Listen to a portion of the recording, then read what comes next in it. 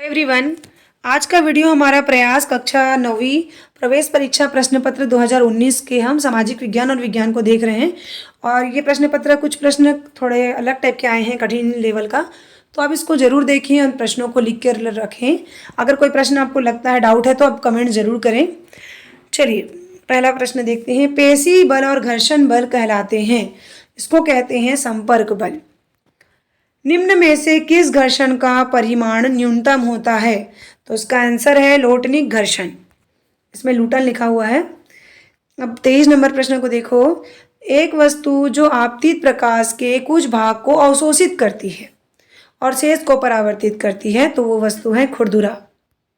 क्योंकि जो पारदर्शी होते हैं वो पूरे भागों को परावर्तित करती है और अपारदर्शी पूरे को अवशोषित करती है और चमकीला भी परावर्तित करती है। तो बच गया खुरदुरा। खुरदुरा कुछ भागों को अवशोषित करती है और कुछ को परावर्तित करती है। आगे देखते हैं 24 नंबर। दोलन करते हुए वस्तु का अधिकतम विस्थापन खाली स्थान कहलाता है। इसका अधिकतम विस्थापन कहलाता है आयाम। निम्न में से वह द्रव जिससे विद्युत प्रभावित नहीं होती, मतलब विद्युत का संचरण जिसमें नहीं होता, वो है आसुत जल। ये शुद्ध जल होता है जिसको लैब वगैरह में बनाया जाता है प्रयोग करने के लिए। तो इसमें लवण वन नहीं होते हैं, जिसके कारण से विद्युत का संचरण नहीं हो पाता। ब्रह्मांड में सबसे बड़ा धूमकेतु है, तो ये है हेली का धूमकेतु। वायु के साथ ऊष्मा व विद्युत आवेश का तीव्र प्रवाह कहलाता है। इसको क्या कहते हैं? आप इसको सही आंसर बताएंगे अगर आपको पता है तो। मैंने जब जितना समझा उसके हिसाब से धारा का प्रवाह। तांबे के तार को फेरस सल्फेट में डुबाने से क्या होगा? कोई अभिक्रिया नहीं होगी। कम क्रियाशील जो धातु है वो दूसरे धातु के साथ कोई क्रिया नहीं करती है। देखिए, फेरस सल्फेट मतलब आयरन, तो तांबे के तार जो आयरन के साथ कोई क्रिया नहीं करेगी। अपूर्ण दहन में से कौन सी जहरीली गैस बनती है? इसका राइट आंसर है कार्बन मोनोऑक्साइड। 30 नंबर प्रश्न में पहुंच गए। प्राकृतिक गैस का मुख्य घटक है मीथेन। पॉलीथीन का एकलक है या मोनोमर भी बोलते हैं इथेन। आगे देखेंगे। साइटोप्लाज्म व न्यूक्लियस को मिलाकर कहते हैं प्रोटोप्लाज्म, है ना। ये बताती हूँ। ये जैसे कोई कोशिका है तो यहाँ पर है अंदर में जो केंद्रक है उसको बोलते हैं न्यूक्लियस, और ये जो द्रव भरा हुआ है उसको बोलेंगे साइटोप्लाज्म। तो दोनों को मिला के क्या बनेगा? प्रोटोप्लाज्म। जो उसमें द्रव रहेंगे उसको प्रोटोप्लाज्म कहेंगे। देखिए, इसमें भी कंफ्यूजन लग रहा है। इसको हम देखिए, आप इसको समझिए। ये केंद्रक है साइटोप्लाज्म और न्यूक्लियस को, तो इसमें ज़्यादा कन्फ्यूज़न की बात नहीं है। एकदम राइट आंसर है प्रोटोप्लाज्म। दोनों को मिलाकर जो बनता है उसको कहते हैं प्रोटोप्लाज्म। अगला चलते हैं। कार्क के टुकड़े से बने स्लाइड में दिखता है, तो हमने इसको पढ़ा है कि कोशिका दिखता है। अब इसमें जीवित कोशिका तो नहीं, मृत कोशिका इसका आंसर है। आगे देखते हैं। निम्न में से किस आकृति का जीवाणु मृदा की उत्पादकता में वृद्धि करता है?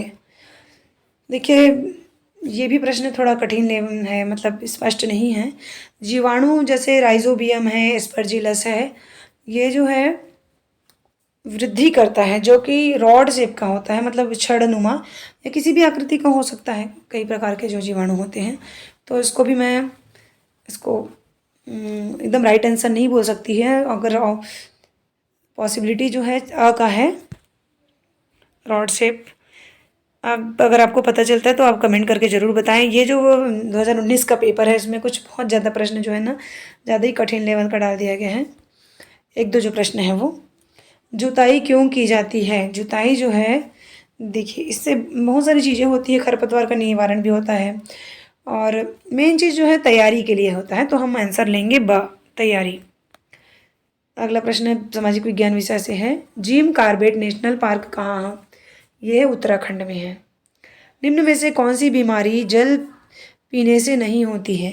इसका आंसर है मलेरिया। बाकी जो है जल पीने से होती है। निम्न में से किस चट्टान को आग्नेय चट्टान कहते हैं? ग्रेनाइट। इसका उदाहरण है ग्रेनाइट। पाश्चुरीकरण करने से दूध में किसका नाश होता है?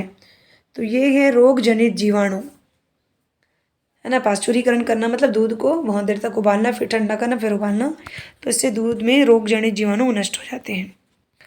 निम्न में से कौन सा हार्मोन थायराइड ग्रंथि से स्रावित होता है? थायरॉक्सिन। देखो, निम्न में से कौन सी जोड़ी गलत है? तो ये वाला जोड़ी गलत है। लक्ष्मण मंदिर सिरपुर में है, ना कि बिलासपुर में, तो ये गलत जोड़ा है, बाकी सब सही हैं। पाली एक भाषा है, और घासीदास संग्रहालय रायपुर में है, कबरा पहाड़ रायगढ़ में है, सही है। सिंधु घाटी सभ्यता का बंदरगाह किसे कहते हैं? ये है लोथल। आगे देखते हैं। आर्य किस धातु से परिचित थे? तो आर्य जो है सोना से भी परिचित थे, लोहा से भी परिचित थे, लेकिन अगर सबसे पहले किस धातु के देखे थे वो है लोहा। महात्मा बुद्ध ने अपना पहला उपदेश कहाँ दिया? सारनाथ में दिया। दुर्ग जिले के नकपुरा गांव में खालिस्तानवे तीर्थंकर का मंदिर है, 23वें। अंकोर वाट मंदिर किस स्थान में है? तो इसका है कंबोडिया। ये अंकोर वाट मंदिर, ये भी एक दो बार पूछा गया है, कंबोडिया। हितोपदेश की रचना किसने की? तो ये नारायण पंडित। पल्लव राजाओं की राजधानी कहाँ है? कांचीपुरम। 48 में पहुंच गए। अब उसके बाद हम चलते हैं 49। वेनसांग छत्तीसगढ़ के किस स्थान पे आए थे? सिरपुर में आए थे।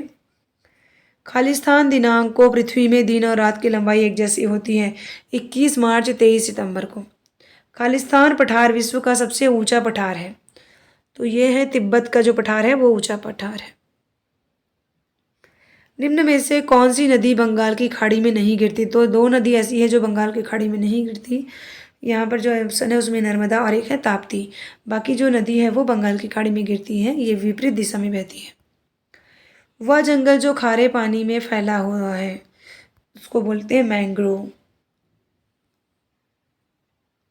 तवा मछली संघ किस राज्य का संगठन है? तवा मछली संघ जो है मध्य प्रदेश का संगठन है।